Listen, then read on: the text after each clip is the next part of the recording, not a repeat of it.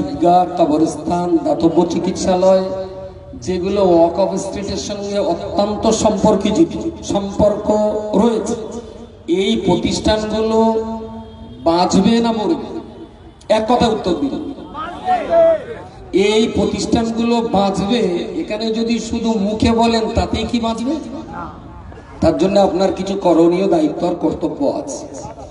প্রত্যেকটা মানুষকে আমি বলবো, শুধু এখানে মুসলমান কেন, আমাদের প্রতিবেশী যারা সংখ্যাগুরু ভাই আছেন, আমি সংখ্যাগুরু হিন্দু ভাইদেরকেও বলছি, খুব স্বাভাবিকভাবে বলছি, এই বারবার মঞ্চ করে সমাবেশ করে মুসলমান মুসলমান মুসলমান করতে না আমাদেরও লজ্জা লাগে। 370 কি চললে? মুসলমানদের কোণঠাসা করার জন্য।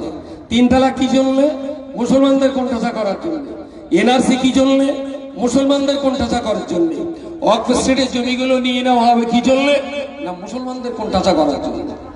আমাদের প্রতিবেশী যারা সংখ্যালঘু ভাই আছেন তারা বলছি রে বারবার এইসব করে কেন? আমি প্রতিবেশী অমুসলিম হিন্দু বুদ্ধিজীবী সমাজ যারা আছে তাদের কাছে করজোরে নিবেদন করে বলছি, এই দেশটাতে হিন্দু মুসলমান শিখ ইসাই আমরা সবাই যেখানে মিলেমিশে বসবাস করছি, মোদিজির সরকার বারংবার চেষ্টা করছে হিন্দু আর মুসলমান এই দুটোকে আলাদা করে দেওয়ার। আমাদের এই সংগ্রামে, আমাদের এই মুভমেন্টে, এটা টুপি আর দাড়ির মুভমেন্ট নয়। আমি বিশ্বাস করি এটা দেশের ঐতিহ্য, ভারতবর্ষের পরম্পরা, দেশের সংস্কৃতি, ভারতবর্ষের শান্তি সম্প্রীতি, এগুলো বজায় রাখার জন্য অমুসলমান হিন্দু ভাইদের উচিত ওয়াকফ প্রপার্টি রক্ষার জন্য আমাদের এই সংগ্রামে সংযুক্ত হওয়া, এটা তাদের উচিত।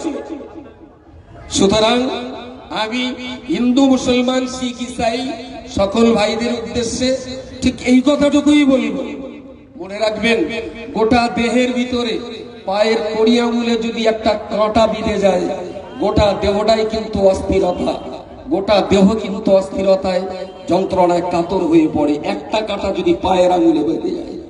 ভারতবর্ষে 135 কোটি মানুষের দেশ, তার ভিতরে 18-20 কোটি মুসলিম যা আছে, এই মুসলিমরা যদি দিন রাত কাঁদে, যন্ত্রণায় ছটফট করে, অধিকার নিয়ে যদি অস্থিরতায় ভোগে, জানবেন বিশ্ব সভায় ভারত কখনো মাথা উঁচু করে কথা বলতে পারবে না। বিশ্বের দরবারে ভারতকে মাথা উঁচু করে কথা বলতে গেলে এদেশের দলিল আর দলিত, আদিবাসী, হিন্দু, মুসলিম, শিখ, ইসাই যারাই আছে সবাইকে মর্যাদাপূর্ণ জায়গায় রাখলে তবে ভারত বিশ্ব সভায় শ্রেষ্ঠ আসন লবে। আর বড় গাল করে এই কথাটা বলার সার্থকতা হবে। শুধু এসেছে এই জন্য যারা এত কষ্ট করে এই আয়োজনটা করেছেন, আর স্টেজে যারা আছেন, বিভিন্ন স্তরের বিজ্ঞ ব্যক্তিগণ যারা আছেন, তাদের এই কর্মকাণ্ডকে সমর্থন জানানো, তাদের পাশে দাঁড়ানো, এবং আমি আমার নৈতিক দায়িত্ব কর্তব্য যেটা আছে সেটা পালন করার জন্যই শুধু এসেছি। পূর্ববর্তী বক্তাদের বক্তৃতাগুলো মাথায় নিয়েই আগামী মঙ্গলবার যদি কলকাতা শহীদ মিনার ময়দানে আমরা যদি শহীদ মিনার ময়দানটাকে জাম করে, কলকাতার রাজপথটাকে জাম করে দিতে পারি, তাহলে হয়তো এরা একটু শুনতে পারে। কারণ এই সরকারের কাজটা এমন, কান করেছি কালা, পিঠ করেছি কুলো, যত পারবি কিলো, এইরকম একটা পরিস্থিতি চলছে এই সরকারটা। এদের একটু নাক লজ্জা কম আছে।